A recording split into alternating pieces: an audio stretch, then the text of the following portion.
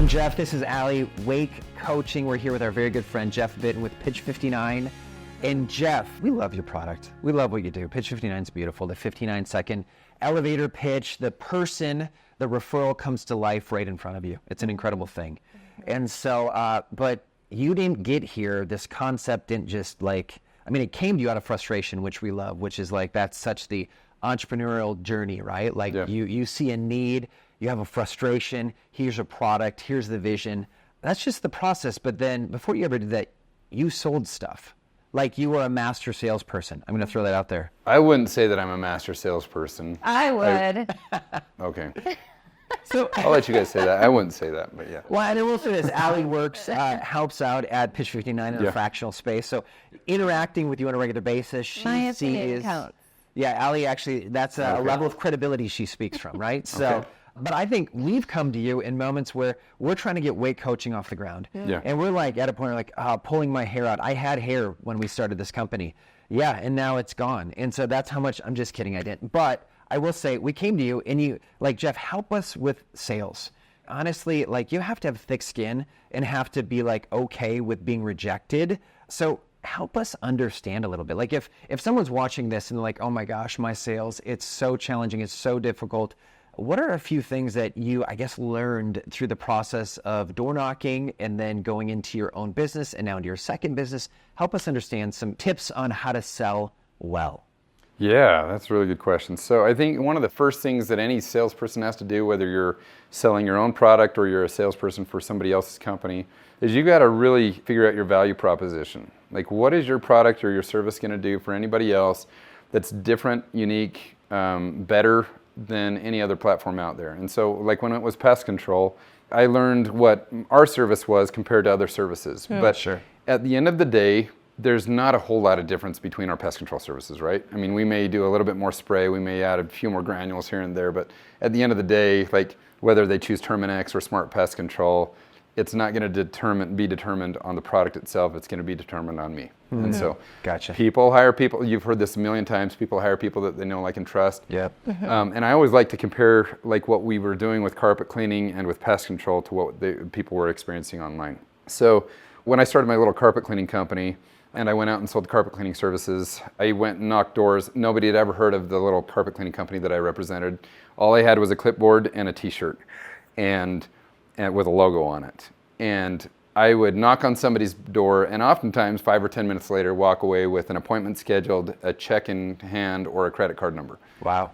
And same thing with pest control. The company that I worked for was a very small company, so most people didn't know that company.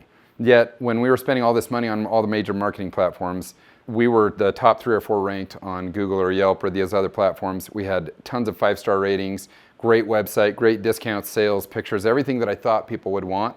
Yet we were getting 12 to 15 clicks before somebody finally gave us a call. And I'm like, what are they looking for? Why have they not called? We should be the number one person or company that they're calling based on what I thought they were experiencing. And that's when I went back to the door-to-door sales days. And I'm like, I didn't have any star ratings on the doors. I didn't have a logo that was recognizable. I wasn't the top 3 or 4. I was the only one that showed up on their doorstep, which immediately makes me sketchy.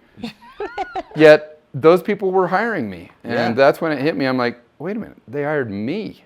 Mm-hmm. Not my company, not my logo, not my reputation, not the company that I represent. They're hiring me.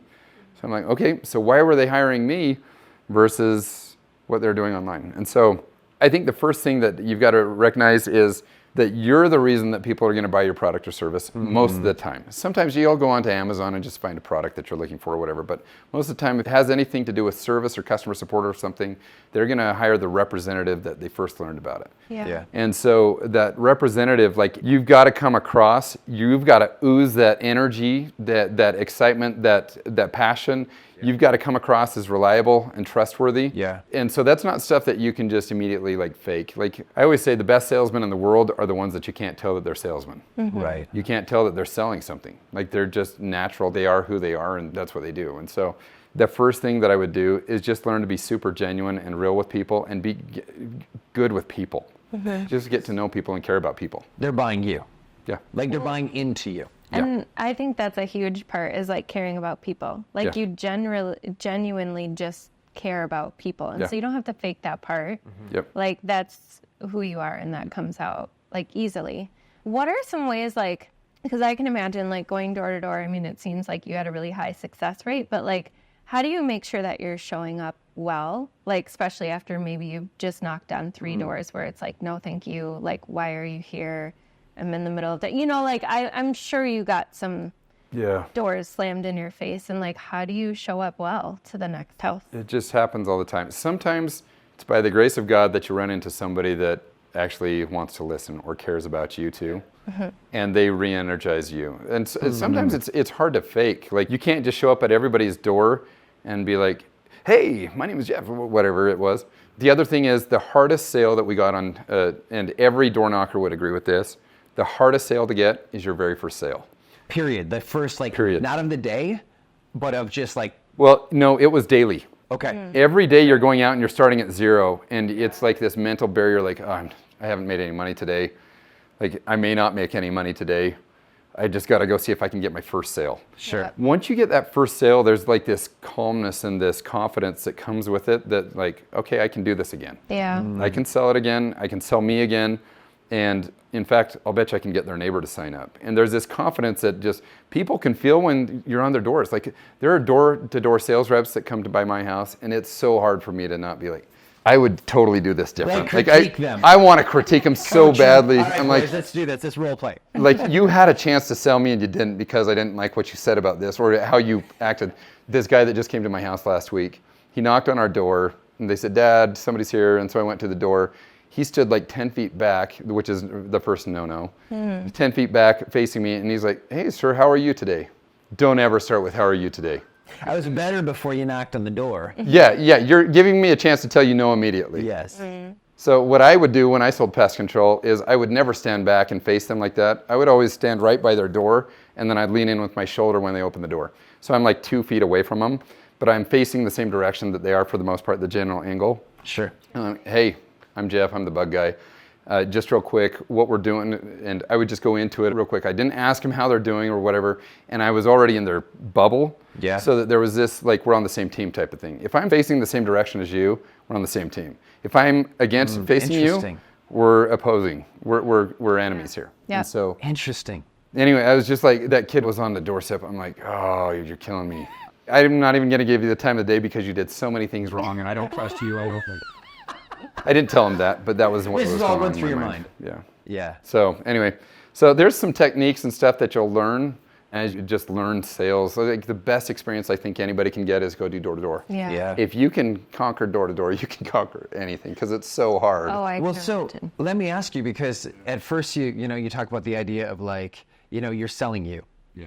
Right? That's very personal. Yeah. Right? But then you get rejected after rejection after rejection. How do you know that, hey, they're buying me, not necessarily my service? My service, yes, but me, like, I'm the kind of the X factor in this, knowing it's about me, but getting rejected, knowing it's not personal. Not feeling but personally rejected. Yeah, how do you overcome that? Yeah. I think it's just practice. You just keep doing it. You just keep going. You just learn to do hard things. Yeah. And when it's hard and you build up a thick skin, like, every time they tell you no, it hurts a little bit less. It's always going to hurt at the beginning, whether it's your own company. It still hurts a little bit when people are like, when they cancel their pitch card or something like that. I'm like, okay, we didn't do something right. We didn't solve their problem. We've got to keep going. Sure. But there are so many other people that are like, yeah, let's do it. So you rely on the yeses, and you build up thick skin to put a barrier between you and the no's. And so the N-O. Yeah. So anyway, just keep going. Just don't give up. Keep going. You'll figure it out. If you give up too early, you're never going to figure it out. It always made me sad when the door-to-door salespeople that left after the first couple of weeks gave up, because the most valuable lessons that they're learning are in those first few weeks in order for them to find success. You're not ever going to find success if you don't go through that challenging time. And so Yeah. anyway, I think most people, they just don't give it enough time. It's interesting, even if you look at it like it's a repetition. It's just another rep, just another Yeah. rep, another door, another Like knock. working out with, yeah, 100%. yeah, And I've heard the saying that, whether you quit or keep going, it's hard. yeah.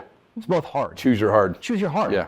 Do you want to quit and go find something else? You want to keep going and begin to master it, because it's like the 10,000 hour principle. Like, you don't become a master by just working at it for 2,000 hours. Like, it literally, you have to continue to knock, continue to go, continue to sell, and even master your craft. Absolutely. So one other thing that you taught us about, and I just want to finish up with this, is the idea of shark bites and really helping identify like people's shark bites.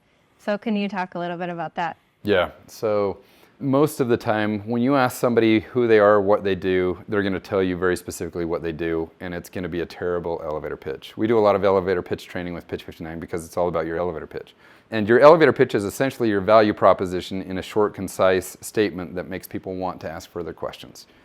So, for example, if you do weight coaching, or if you do Discover Strength, like if, for example, if I said, what do you do? And you say, I'm a trainer at Discover Strength. That's great. There are, I don't know, 20,000 other trainers in the area, yes. maybe 2 million, I don't know. Yeah. But that doesn't really educate me a whole lot on what your value proposition is. So, but if I said, okay, so who are you and what do you do? And you say, you know, a lot of people really struggle with their weight and they struggle to keep it off and they want to just feel healthy. They don't care about being a bodybuilder, but they want to be healthy. We are really, really good at helping people find what the best condition is that they can achieve and help them get it quickly so that it doesn't take so much of their work time. Too often people don't go to the gym because it takes too long and they don't want to spend all that time. We can help them achieve the same results with just 1 day a week instead of 5. Yeah. Or In something just like a fraction of the time. That's something what like we that. say. Just Yeah. a fraction of the time. Yep. So how do you do that? What do you do differently or whatever? So people need to get out of the mind frame of like, I'm a realtor and I sell homes. I'm a health insurance agent, I sell health insurance. Who cares? Like everybody else does that. Tell me what you're really good at and what's unique about it. But also the thing about the shark bites is you've got to identify the major problem that I'm dealing with. So let's say I'm trying to lose weight. You don't want to talk to me about building muscle and being like a bodybuilder. Yeah. I'm just trying to get my weight down. Yeah. On the other hand, if I'm pretty fit and I'm trying to gain muscle, you don't want to talk about weight loss with me because that doesn't resonate with me. So we talk about mosquito bites and shark bites. So let's pretend that you're at the beach and you're out there swimming and a big shark comes up and bites a big chunk out of your leg. They rush you to the hospital and the doctor comes in and the first thing he says is, Jeff, welcome to our hospital. The bathrooms are over here. If you want snacks, they're over here. We charge $2 per snack. Right. And then we have a new lotion on sale right now that is it's going to make your skin so soft and smooth. Right. You're going to punch that doctor in the face, right? I'm bleeding out on the table in front of exactly him. right. He's selling me lotion. Correct. Yeah. Not interested. So what happens though, if you get to that hospital and the doctor says, Jeff, I'm so sorry to see this. Just to let you know, I've already seen 30 of these. I know how to take care of these. What I'm going to do first is I'm going to give you a shot of morphine. That's going to take your pain away. Then I'm going to clean this out really, really well so that there's no infection. And then I know how to sew these up so that there's very little scarring. So if you're okay with that, I'm going to go ahead and get started and take care of you. You're going to give them a big hug. How do I, yeah, 100%. So, and it's because you identified my shark bite. So when you're talking to somebody and they're talking about they're wanting to move homes, the only way that you find out if they have a shark bite or what their shark bite is ask a couple of questions first. Like, what really bothers you? And if to me, when I'm moving to a new home, the school district is the most important thing, like making sure that our kids are in a good neighborhood, safe neighborhood that has a great school district. Don't talk to me about housing prices or about the remodeling or other things, property taxes. Talk to me about what's most important to me and then how you can resolve that shark bite for me. Yeah. Yeah. And if you can get really good at that, and then not try to be a jack of all trades, but be a master at just a couple of things, people gravitate to you because of that. Awesome. That's Love it. gold. I love it. Such a good lesson. Thank you, Jeff. Yeah. Thank you. Thank you.